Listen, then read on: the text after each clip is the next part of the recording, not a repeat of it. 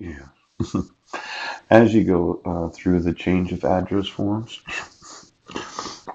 I'm thinking, all right, there must be some sort of system where they send you a voter registration card where you register in the new county that you live in. Yes. Now, for every individual that thinks that being a United States citizen doesn't matter, you have to be born in this jurisdiction of the United States, right? Or you have to be naturalized. And for every American citizen that said, well, we're going to let them all vote, yes, get me the voter registration cards and then get me their previous address for the last 20 years. Now, I know when you changed your address from Botswana to the United States of America, and you thought, well, I don't have to go through the naturalization process. I can use two witnesses to witness my signature that I have the legal right to vote. No. Now, for all of those county election officials, yes, that had that signature verification training, why the fuck would they care if it's a forgery or not? I mean, shouldn't we let it?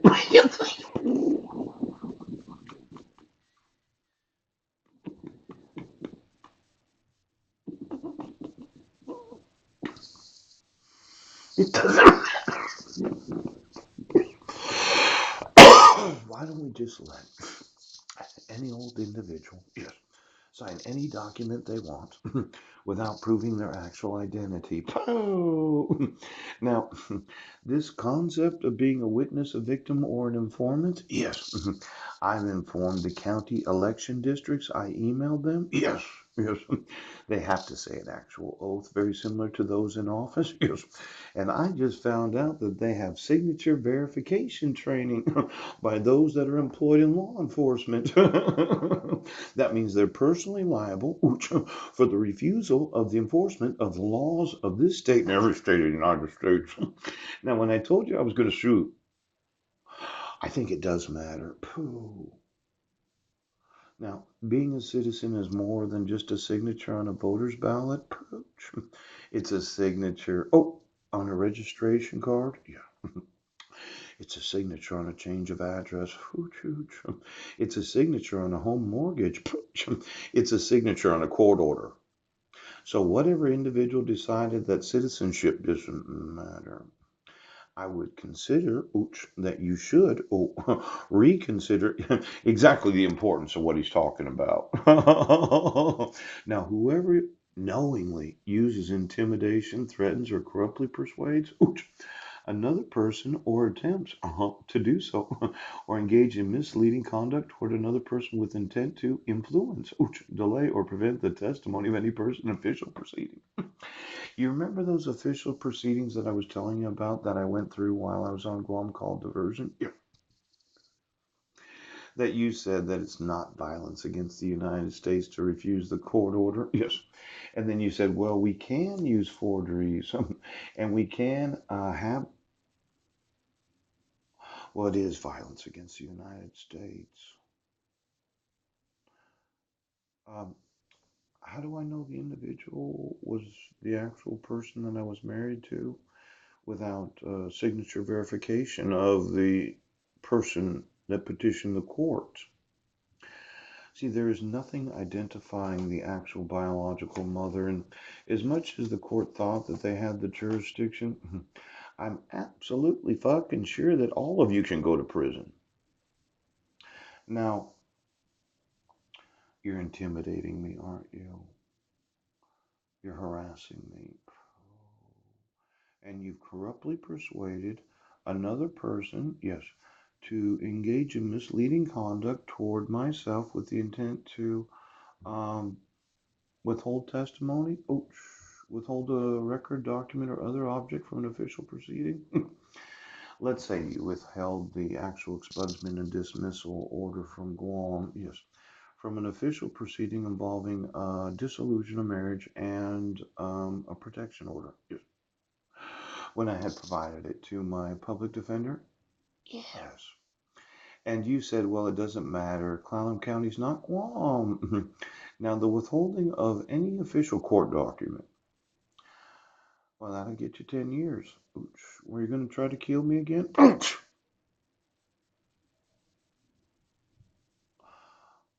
This citizenship that doesn't matter in elections, it matters everywhere else in life.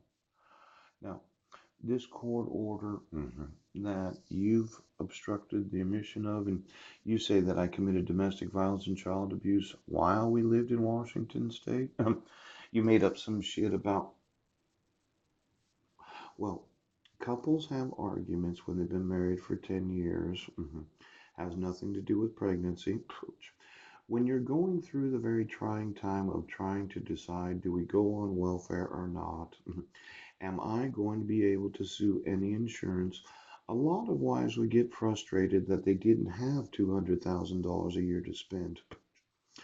Now, there was an argument in Airway Heights where I told my wife, well, you can either buy homeschooling books or we can pay the rent. Now, a lot of women don't like being mature enough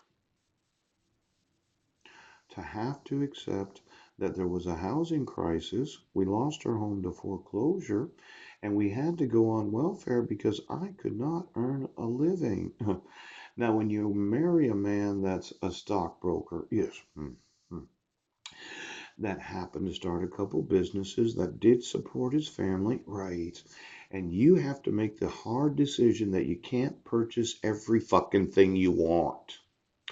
For a lot of wives, the concept of having to have to go on welfare is a real blow to their ego because they don't fucking want to admit, I'm sorry, but I was not able to earn enough money to pay the rent on the house sitting job. We did house sit. Yes, all the utilities were in the owner's name, but I did agree that we would, as house sitters, pay. Well, did you get a copy of the actual lease? Now, for any woman that thinks it's domestic violence or child abuse to have to go on welfare to be able to feed your family, there are a lot of American citizens that have had to go on welfare. So to say that there is this guarantee that when you marry, ooch, that your husband will always earn enough money is not realistic. Why don't I look through the foreclosures from 2007 to 2012? Ooch. Why don't I look at the number of individuals that had to go on welfare because their super good job got removed during the credit crisis of the United States of America? Now, what individual doesn't understand that when you have to go from having, $180,000 of available credit, yes, approximately $250,000 in assets, yes, and having the ability to make $120,000 to $150,000 a year, yes, and you have to move to Vancouver, Washington, so your blind stepdaughter can go to the school of the blind, and you happen to have purchased a house right across the street so she could walk to school, that the whole thought of there not being a guarantee of that kind of income and that kind of credit is not domestic violence. I had never touched my wife in a violent way ever during our whole marriage. I'm sorry, but arguing during a credit crisis is not domestic.